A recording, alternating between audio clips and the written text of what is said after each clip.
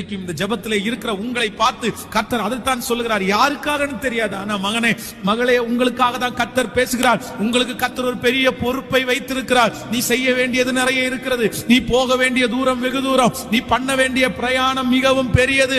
உன்னை காலாட்களோடு ஓடும்படியாய் அல்ல, கர்த்தர் குதிரையோடு ஓடும்படியாய் தெரிந்து கொண்டிருக்கிறார். நீ செய்ய வேண்டிய வேலை சின்னது அல்ல, அது பெருசு. ராஜாக்களோடு பெரிய பெரிய நபர்களோட அந்தகார இருள் இருக்கிறவர்களை ஆச்சரியமான ஒளியிலே கொண்டு வருவதற்கு, கீழே விழுந்தவர்களை கை தூக்கி விடுவதற்கு, ஒடுக்கப்பட்டவர்களை தூக்கி விடுவதற்கு இதோ கர்த்தர் உன்னை அபிஷேகம் பண்ணி இருக்கிறார். கர்த்தர் உன்னை அபிஷேகம் பண்ணி இருக்கிறார்.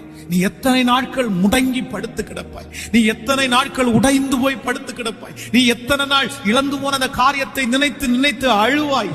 நீ எத்தனை நாள் உன்னை விட்டு போனதை நினைத்து மனதிலே துக்கத்தோடு இருப்பாய்? கர்த்தர் சொல்லுகிறார், எழுந்திரு, எழுந்திரு, உனக்கு ஒரு பெரிய பொறுப்பு கொடுக்கப்பட்டிருக்கிறது.